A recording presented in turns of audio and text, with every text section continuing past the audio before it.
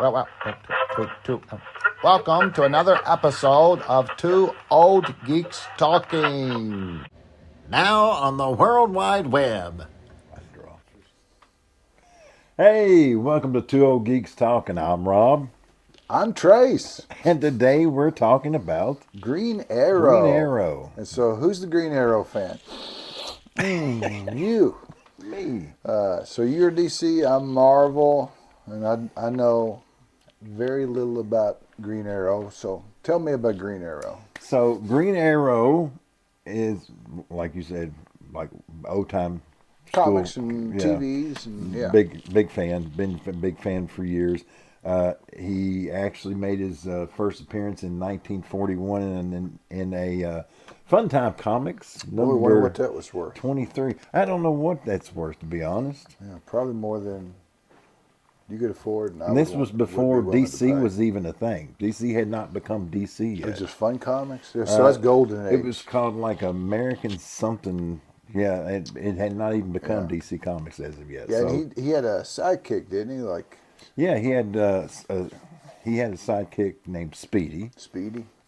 Which was we'll get into here in a little bit. Okay. So now, anyway, did he come out before Batman or after Batman, or do you know?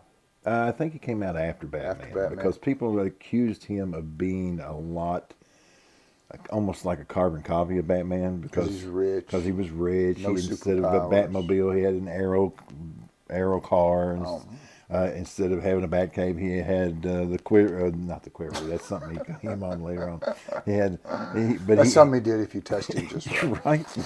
Right. So yeah, he was accused of being like almost a knockoff of Batman, but that changed throughout the years. Anyway, he was created by Mort Winsinger and designed by George Pep, and so we're talking about 1940s. 1940s. His name is Oliver Jonathan Queen. Queen? Or Jonas Queen. I mean, to me, he just looked like kind of the Errol Flynn Robin Hood. Right. You know. So, a lot of people thinks that he was based after kind of like Robin Hood. But that's what I thought. Actually, no. He was actually, the creators based him after a movie, which was based after a movie called The Green Archer. Yeah. So if you'll look back and see some of So there was a movie called The Green Archer. There was a marcher called The Green Archer. And I bet you The Green Archer was based on Robin Hood. I don't know. I mean, the little hat with a feather in it, nobody wears that but Green Arrow and Robin Hood. Well, back in medieval days, everybody wore those. Did they really, though? Yes, they are actually a style of hat. Okay, all right. I'm not that old. They were worn by the Commodores.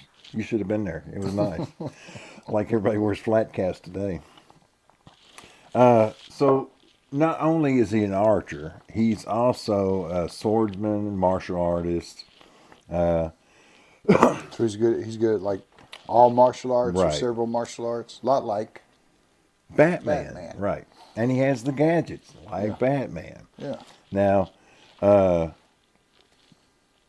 this is the way it had run for a while. He even got it Speedy. You mentioned him. The original Speedy was Roy Harper.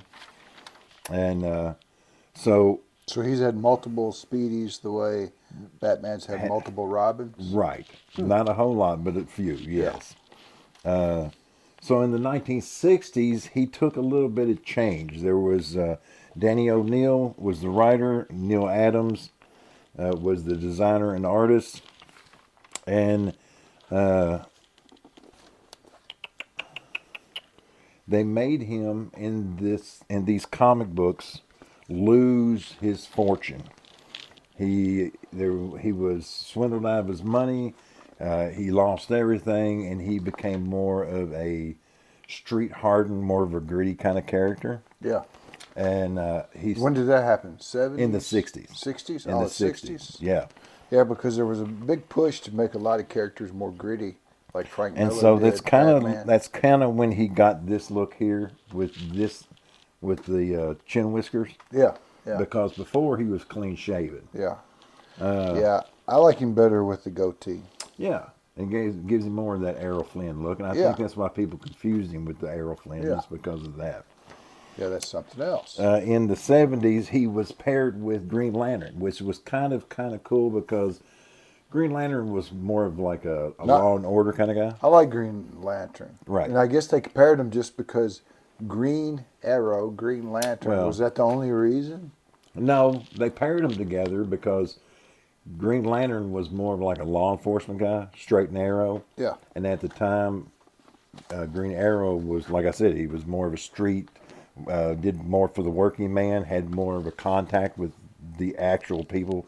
I mean, he wasn't out fighting monsters. He was out fighting bank robbers or thieves, car thieves and stuff like that. Yeah.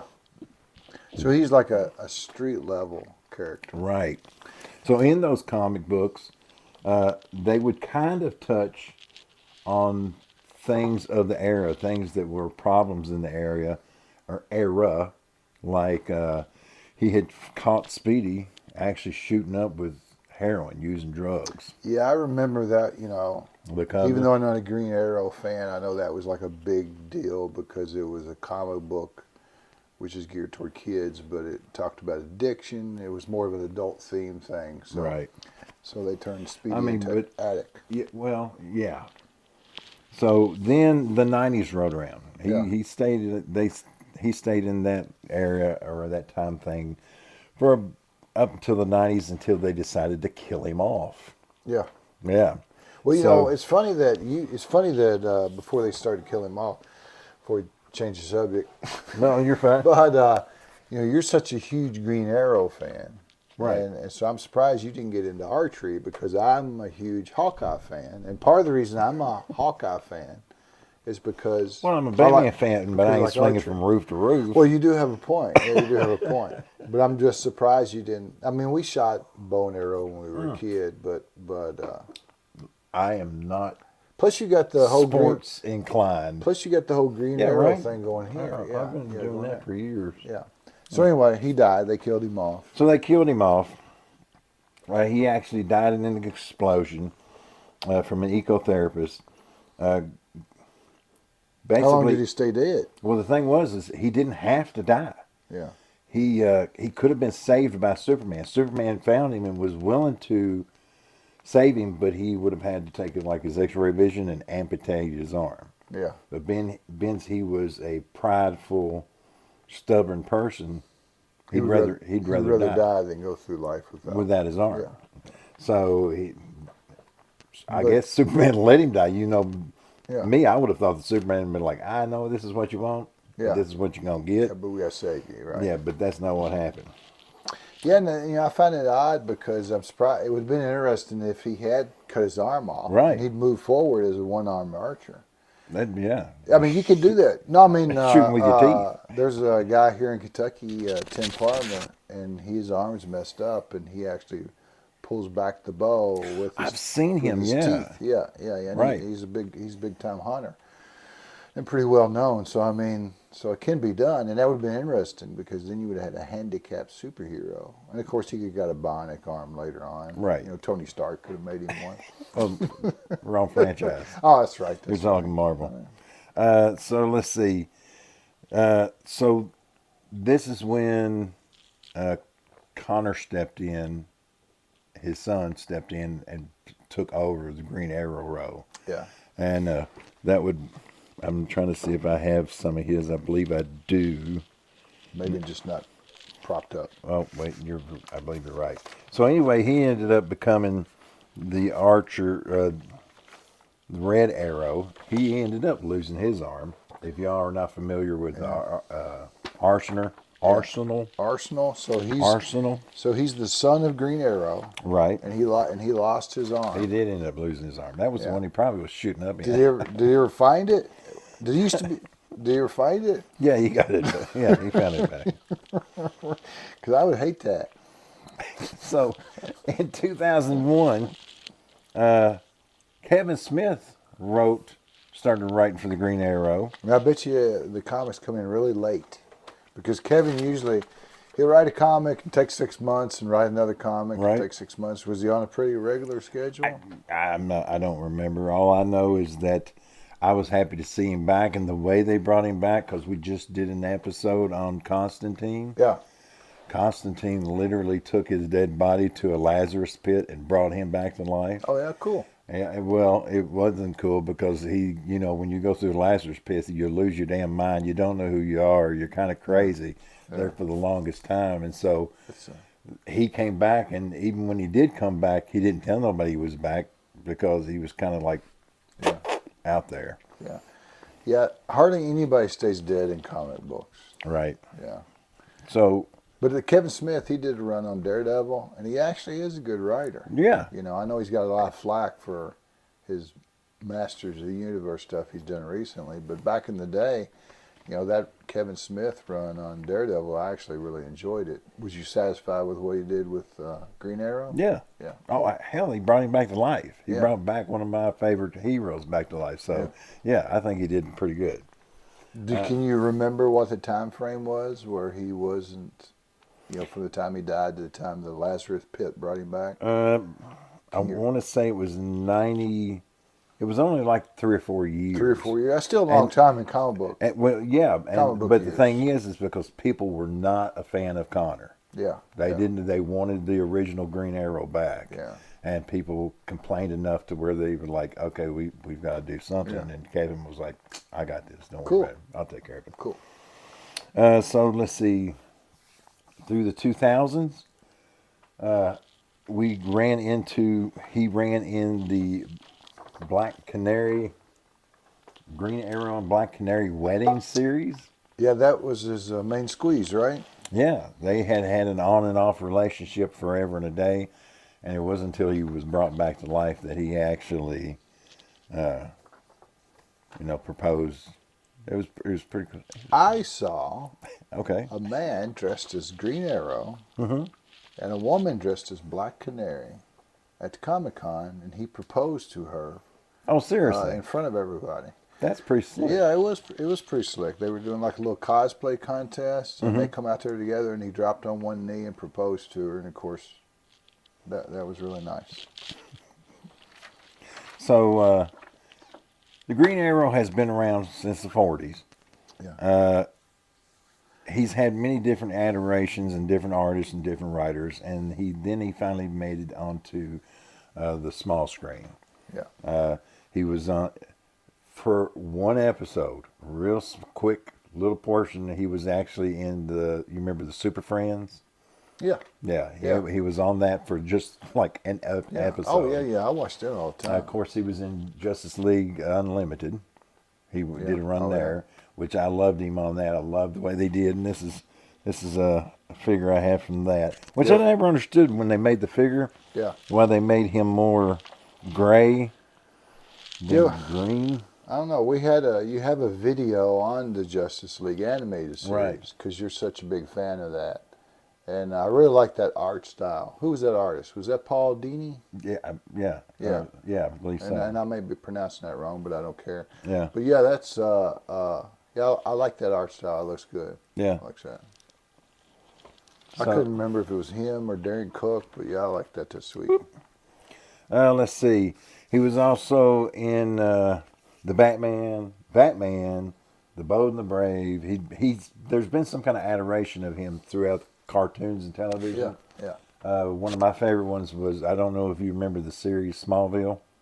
Yes. Yeah. Teresa was a big fan. Right. Of that. So that was his first live action role. Yeah. Justin Hartley played him, and I think he did really good because at that point he was playing a young Ollie that was still kind of a little cocky. Yeah.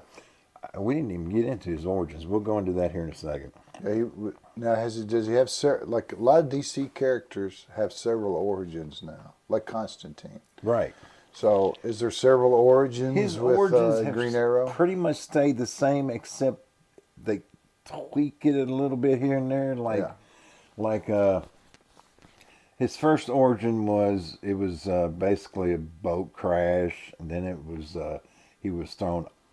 A partner had thrown him off the boat after the death of his parents. The TV show has his parents still alive.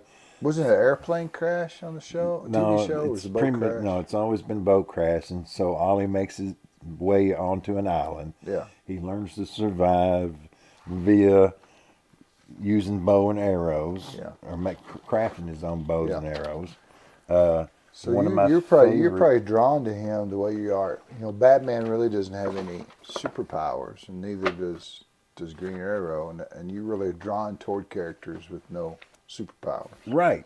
Yeah. And But I mean, when you think I would about, actually say, and it would be kind of hard not to believe I'm about to say this, but I almost would say I like him a little bit better than Batman. oh seriously, Well, the I reason would have being lost that bet. is Batman shows no flaws. Yeah. He's rock solid yeah. tactician. Always human. He fucks up and he admits he fucks up. He learns from when he screws up. Yeah. He literally is just like your average guy. Yeah. And But it's got to be tough. I mean, if you're on a team with Batman, who's always rock solid, Superman, who can fly, bulletproof, there's Amazonian princess, and you know all these superheroes, and you're a dude that shoots arrows. well, no, I mean, It's got to be tough, well, the right? thing is, I'll be honest with you, that's kind of tough, never, right? What do you do? What's your superpower? Well, I shoot well, arrows. the thing really, was, really was good. he didn't intend to fight crime. No, he didn't. He meant to fight crime, but in his area. Yeah. He didn't plan to fight world crime, master aliens and stuff like that. In his mind and in his life, he wanted to straighten up where he was, Star City, Star City. Yeah. And enough so that he let people know who he was. Yeah. He ran for mayor, and when he couldn't take care of the place as Arrow, he literally became mayor and did his best to try to straighten out the place there. He wasn't trying to fight aliens. He wasn't trying to fight off. He just got caught up in that. Yeah, they called on him. Yeah. They called on him and said, "Hey, we can use your help." And there's had been times, especially in the animated series, he's like, "No, I don't want to mess with y'all." Yeah. And one of the last episodes of Justice League Unlimited, you know, the Justice League is like, "Hey, we're going to quit," and then Ollie steps up and says, "Hey, if you're quitting because you think we don't need you, you're wrong.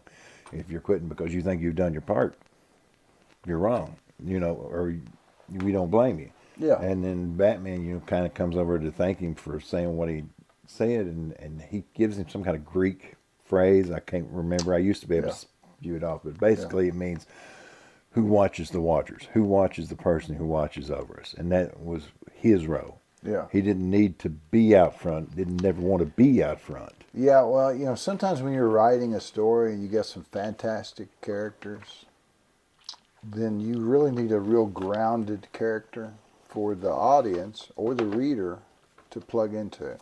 So, like when I look at Star Trek, you know, Scotty was the grounded character that you could kind of understand the rest of the crew through, and so like Hawkeye with the Avengers, he played that role. I guess Green Arrow probably did with the Justice League. Right. In that, as a normal person reading that, you know, you can kind of relate to the stories better by having another normal person in there. Right. Yeah. And ties you into Yeah. That's good. Right. let's see. So we kind of jumped around there. There was the television show Arrow. Yeah, that was on CW. Yeah. Yeah. Stephen Amell, I believe is his name. Yeah. Did you like that? Again, I get it. I got it. I enjoyed it. But the thing is I feel like because what is the guy's name? Gunn. Yeah. James Gunn's the one that done it. Yeah. And I'm thinking that he was basically wanting to make a Batman series. He made it way too much like Batman. Used Batman scenarios. Used Batman villains. And I mean, nothing against Emil. He did great. He's a great actor. But the show just seemed like it that he was trying to make a Batman series instead of actually. I know being you a like Green Arrow. Deathstroke. Did they have a live action Deathstroke? Yeah, they had the live action Deathstroke, which has been a villain for Green Arrow. Green Arrow's had villains like Merlin, Deathstroke, Count Vertigo. You know, throughout the years he's had different villains. But in this, most of the villains were Batman villains. Yeah. It was only like Deathstroke was probably about the only one. How many seasons did it last? Do you remember? I don't know how many seasons it ran, and it actually stopped before he ended up coming back because they did like an Arrowverse where they tied in all of CW's Flash. So I figured you would eat that up, but it was a little different than the comics, and so yeah, because I felt like they wasn't being true to the Ollie I knew. And you'll notice that when I talk about him, I'm not talking about him as Green Arrow half time. I'm talking about him as Ollie. So when did he get the hood, as opposed to the Arrow Flint hat? I don't remember exactly what year it was that they because that looks a lot him. cooler. Well, you can't be cool in that. Cooler in an aspect, but if you've ever tried to shoot an arrow with a hood, which I haven't, I can say that it would be pretty freaking hard. Yeah, I either take the hood down or I scoot it really far back. Yeah, and I can't imagine it being when you got a hood on, because I go to Ren fairs, right? And I may dress you as Green Arrow from my old Ren fair outfit. But when you're turning to shooting and you got a hood on and you turn your head, well, the hood doesn't necessarily turn. No.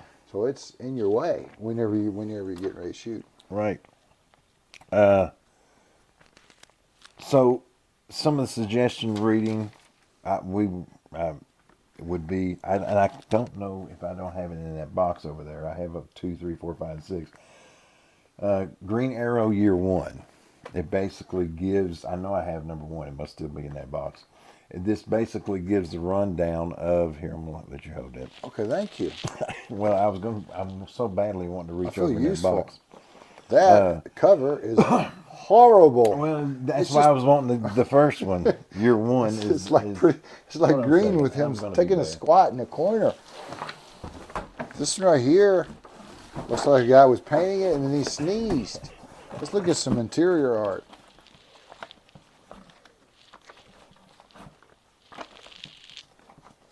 Interior art's better. It's not the best I've seen. Oh, Diggle wrote that? Yeah, Diggle, he did, and Jock is the one that did the artist. Not a fan of Jock. And Diggle, he did a lot of Deadpool. Yeah, there's the cover to the very first issue.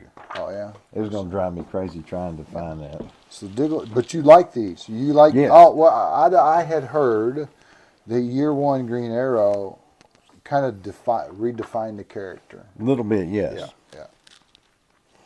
So, of course, throughout the years, they have changed him.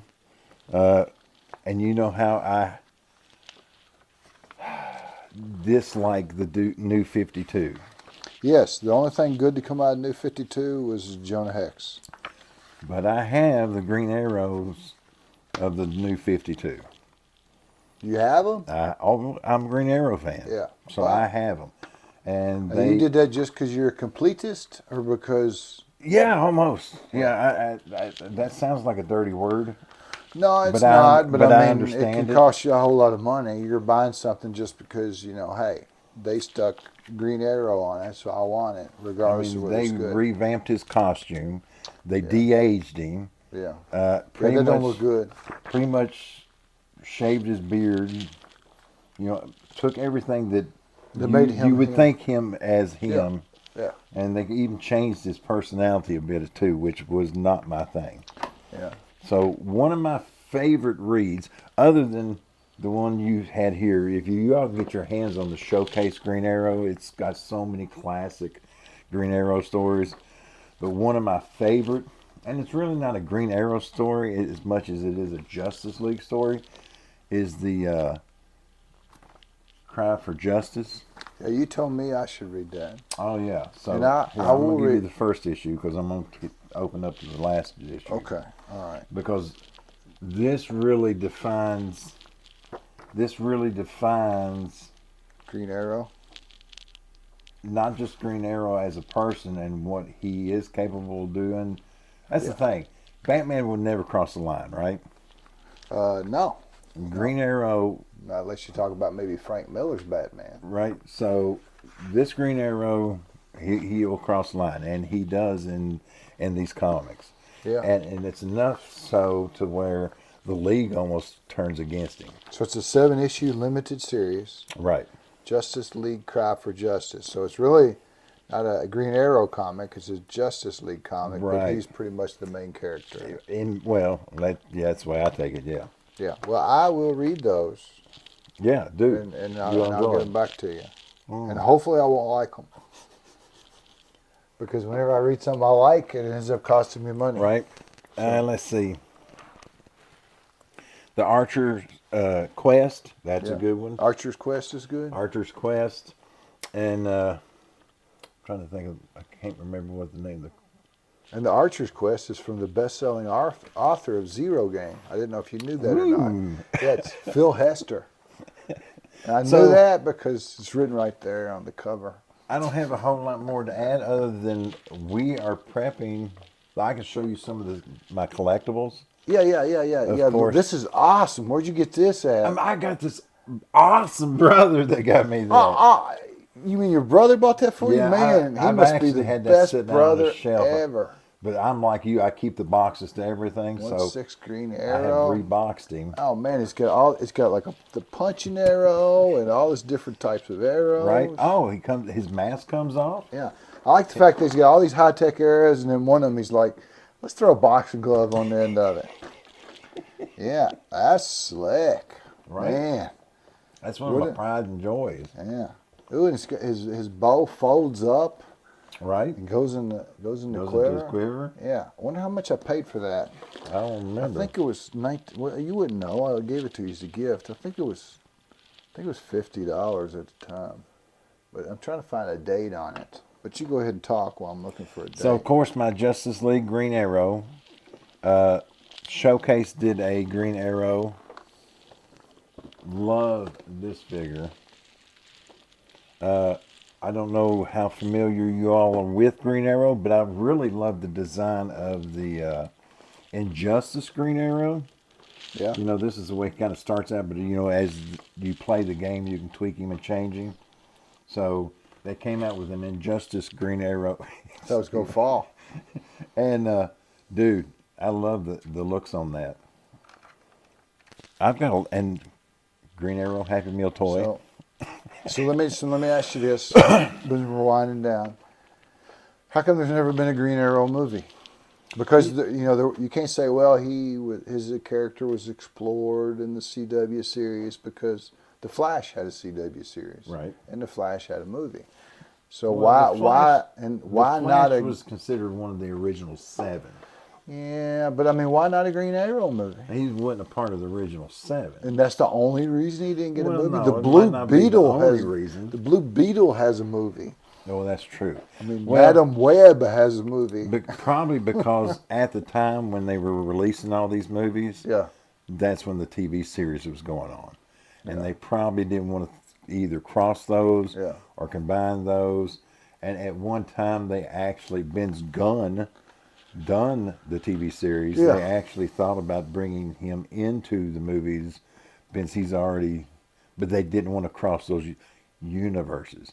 They crossed the Flash universes, the Flash TV series and the Flash movie. Yeah. They actually had them together there for a minute. They did? So I don't know why they could not have done it, but they haven't done it. Right. If they ever was to do a Green Arrow movie, who would be good? Nowadays, I don't know what modern actors are. I don't know modern actors. Yeah, what about Brad Pitt? He still holds up. He's too old, though, right? Yeah, you would need somebody like a Mill to do it. Yeah. Somebody that could play somebody younger and still look older if he needed to. Yeah. So do you think it would be successful? No. No. Well, I don't honestly. I mean, I think it depends who wrote it, right? And it depends on who directed it. Right. Do you think like a standalone Hawkeye movie was popular? No, I think that maybe at one time when the MCU was new and you were doing your standalone Iron Man and your standalone Thor and your standalone Captain America, if you'd thrown a standalone Hawkeye in there or a standalone Black Widow at the time, that it would have done well. I think that has peaked out at Endgame and is on its way down, and I think that Hollywood is real hesitant about doing any more superhero movies. Right. in the foreseeable future, because the last few that they've done have not been well received. And so I think we're going to move on from that onto something else. But show your arrows. So we're going to shoot these off. If you all want to, you can go to our Instagram page and you'll see where I had made this. So you shoot it and it goes. So, but actually, you're going to take this one and use it for display. I'm going to use that for display. Yeah, we're not going to shoot it. The one we're going to because it's actually just styrofoam. It's not. Yeah. It's if not you a shot box it, it of would bugs. hit something and it would destroy it. Probably, yeah, it would damage. And it looks too cool, and you could set it up on your geek room, which you're in the process of working on, and that'll look awesome. So now this one, on the other hand, we are going to at the end of this video. Fire this off. Yes. And how did you make that? This is made with aluminum and 6 rockets. Cool. I had it down here, but our younger brother actually brought up the point that once you draw it, you're not going to be able to draw past whatever you shoot it. Right. And you're going to want this as far away from you as you can get it when it decides to do what it needs. We'll go to the church parking lot and shoot. They got a big piece of property, and you can shoot it off there. And if you don't burn the church down, we won't go to hell. Right. Okay, all right. All righty. Are you done? I'm done. All right. Well, I appreciate you tuning in. Hang in just for a second. Yeah, it'll be at the end of this video. Appreciate you tuning in, and please like and subscribe, and wait to the end of the video, and hopefully our next video we'll have all our fingers and eyeballs and all that stuff. All right. We're done for now. I was still a little inebriated when I started this out. Yeah, well, sometimes that makes it better. That is really not balanced. No, like if I even put my finger there, it's like I'd go. I mean, you can't even, like, if I was to balance it, it would have to be like way toward the end. It's a freaking box glove on the end of an arrow. Yeah. All right, here we go. I got lighted. Okay.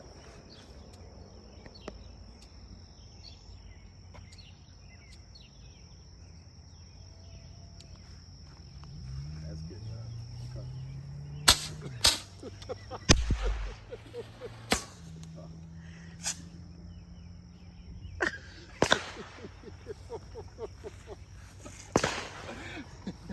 It's still gonna boom. I burnt my finger. I burnt my thumb. Yeah. This sucked.